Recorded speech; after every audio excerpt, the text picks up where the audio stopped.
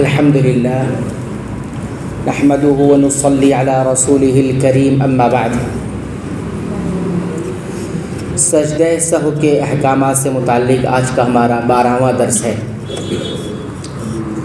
مسئلہ ہمارے سامنے یہ ہے کہ سجدہ سہو کا حکم مقتدی کے لیے، یعنی امام سے سہو ہوا یعنی بھول چک ہوئی اور پیچھے جو پڑھنے والے لوگ ہیں ان کے لیے سجدہ سہو کا حکم کیا ہے؟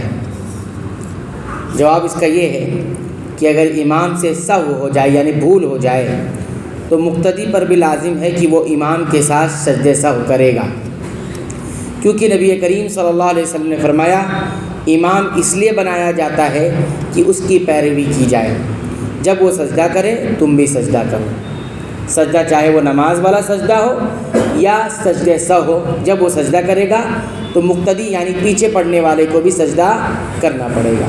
یہ صحیح بخاری اور صحیح مسلم کی حدیث ہے۔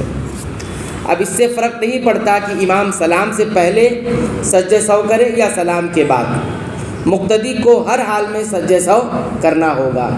اگر سلام سے پہلے والا سجدہ کر رہا ہے تو سجدہ کرنا ہی ہے کمی کی صورت میں، اور اگر زیادتی کی صورت میں سلام پھیرنے کے بعد سجدہ سہو کر رہا ہے تب بھی مقتدی کو سجدہ کرنا پڑے گا۔ البتہ ایک جو صورت اور کنڈیشن ہے وہ اس سے الگ ہے، اور وہ کیا ہے؟ وہ یہ ہے کہ مسبوق جس کی کچھ رکعتیں رہ گئی ہیں، مسبوق کس کو کہتے ہیں؟ اس مقتدی کو کہتے ہیں جو امام کے ساتھ شامل تو ہوا ہے لیکن کچھ رکعتیں اس کی امام کے ساتھ نہیں ہو پائی ہیں، یعنی مثال کے طور پر 1 رکعت 2 رکعت 3 رکعت چھوٹ گئی ہے، امام کے ساتھ نہیں پڑھ سکا ہے، اس کو کیا کہتے ہیں؟ مسبوق کہتے ہیں، جس کی کچھ رکعتیں رہ گئی امام کے ساتھ۔ اگر مقتدی یعنی پیچھے پڑھنے والا مسبوق ہو جیسا کہ بتایا گیا، یعنی بعض رکعتیں امام کے ساتھ نہیں پا سکا، تو ایسی صورت میں امام سلام کے بعد جو سجدہ سہو کرے گا مسبوق اس کی پیروی نہیں کرے گا۔ ظاہر سی بات ہے امام کا سجدہ سہو کب ہوا ہے؟ سلام پھیرنے کے بعد والا سجدہ ہوا، تو ایسی صورت میں وہ سلام پھیرنے کے بعد سجدہ کرے گا، اور جس کی رکعت چھوٹی ہے وہ کیا کرے گا؟ سلام تو پھیر نہیں سکتا، کیونکہ اگر سلام پھیر دیا تو نماز سے نکل گیا، اور جب نماز سے نکل گیا تو ابھی اس کی نماز مکمل ہوئی نہیں ہے، تو ایسی صورت میں اس کی نماز ہی باطل ہو جائے گی۔ تو وہ کیا کرے گا؟ امام کے سلام پھیرنے کے بعد کھڑا ہو جائے گا، جیسے کہ عام طور سے ہوتا ہے جس کی رکعتیں چھوٹی ہوتی ہے سلام پھیرنے کے بعد وہ کھڑے ہو جاتے ہیں امام کے سلام پھیرنے کے بعد۔ تو کہتے ہیں کہ ایسی صورت میں امام سلام کے بعد جو سجدہ سہو کرے گا مسبوق اس کی پیروی نہیں کرے گا۔ کیوں؟ کیونکہ مسبوق امام کے ساتھ سلام نہیں پھیر سکتا، لہذا وہ امام کے سلام کے بعد کھڑا ہوگا، اپنی چھوٹی ہوئی رکعتیں پوری کرے گا، پھر سلام پھیر کر سجدہ سہو کرے گا اور دوبارہ سلام پھیرے گا، لیکن سجدہ سہو پھر بھی اس کو کرنا ہے، یعنی اپنی چھوٹی ہوئی رکعت پوری کر لے، سلام پھیر دے، اس کے بعد پھر 2 سجدے سہو کرے گا، پھر سلام پھیر دے گا۔ یہ طریقہ ہوگا۔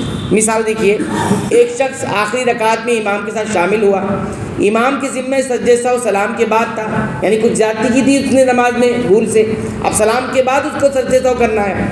جب امام سلام پھیر دے گا تو یہ مقتدی اٹھ کر اپنی رکعتیں پوری کرے گا اور امام کے ساتھ سجدہ سہو نہیں کرے گا، اپنی نماز مکمل کر کے سلام پھیرے گا، پھر سجدہ سہو کرے گا اور دوبارہ سلام پھیرے گا۔ بہرحال اس کو سجدہ سہو کرنا ہوگا۔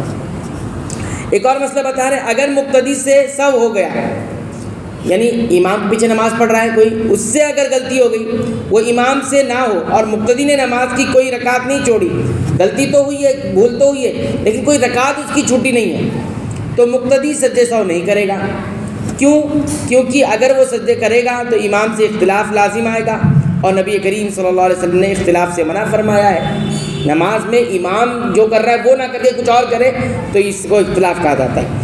اس لیے صحابہ کرام نے بھی نبی کریم صلی اللہ علیہ وسلم کے ساتھ پہلا تشہد چھوڑ دیا تھا، جب نبی کریم صلی اللہ علیہ وسلم بھولے تھے اور انہوں نے کسی نے پیٹ بیٹھ کر تشہد نہیں پڑھا، سب نے آپ صلی اللہ علیہ وسلم کی مطابقت کی، کیونکہ آپ صلی اللہ علیہ وسلم تشہد بھول گئے تھے اور کھڑے ہو گئے تھے، 2 رکعت پہ بیٹھنا تھا، آپ بیٹھے نہیں اور کھڑے ہو گئے۔ صحابہ کرام کو معلوم تھا کہ آپ صلی اللہ علیہ وسلم نہیں بیٹھ رہے ہیں، پھر بھی آپ بیٹھے رہے نہیں، بلکہ امام کے ساتھ کرتے رہے اس کو، حالانکہ یہ جان بوجھ کر ہو رہا ہے نا، پیچھے والوں کے لیے تو جان بوجھ کر ہے کیونکہ وہ جانتے ہیں کہ امام غلطی کر رہا ہے، لیکن پھر بھی امام کی مطابقت کی وجہ سے لقمہ نہیں دے سکے تھے، لہٰذا آپ کے ساتھ وہ کھڑے ہو گئے۔ لیکن اگر مقتدی کی کچھ رکعتیں رہ گئی ہوں یعنی مسبوق ہو اور پھر یا تو امام کے ساتھ پڑھی ہوئی رکعتوں میں سہو کرے یا اپنی پوری کی ہوئی رکعتوں میں سہو کرے یعنی بھول جائے، تو ایسی صورت میں سجدہ سہو ساقط نہیں ہوتا، وہ اپنی نماز پوری کرے گا اور پھر کبھی سلام سے پہلے اور بعد میں سجدہ سہو کرے گا۔ یہ تفصیل ہر مسئلے کی نوعیت پر ہوگی، یعنی اس سے کوئی غلطی ہوتی ہے اور ایسی غلطی ہوتی ہے جو سہو ہے جس پر سجدہ سہو لازم آتا ہے، تو ایسی صورت میں کیا کرے گا، اس پر سجدہ سہو ساقط نہیں ہوگا بلکہ وہ کرے گا۔ مثال دیکھیے، ایک مقتدی رکوع میں تھا اور وہ سبحان ربی العظیم کہنا بھول گیا، اس کی کوئی رکعت نہیں چھوٹی تھی تو اس پر سجدہ سہو نہیں ہے، پھر سجدہ سہو نہیں ہے۔ لیکن اگر اس کی ایک رکعت یا زیادہ رکعتیں رہ گئی تھی تو وہ اپنی رکعتیں پوری کرے اور پھر سلام سے پہلے سجدہ سہو کرے پھر سلام پھیرے، یعنی امام کے ساتھ نکل جانے کے بعد سجدہ سہو لازم ہو جاتا ہے۔ لیکن اگر نماز کے ساتھ ہی ہے وہ، یعنی ایسی غلطی کر رہا ہے کہ سہو بھی ہو رہا ہے لیکن امام کے ساتھ ہی رہے گا تو ایسی صورت میں سجدہ سہو نہیں کرے گا۔ کیوں؟ کیونکہ جب نماز امام کے تابع ہوتا ہے، وہ جب تک امام جیسا کرے گا ویسے ہی کرے گا۔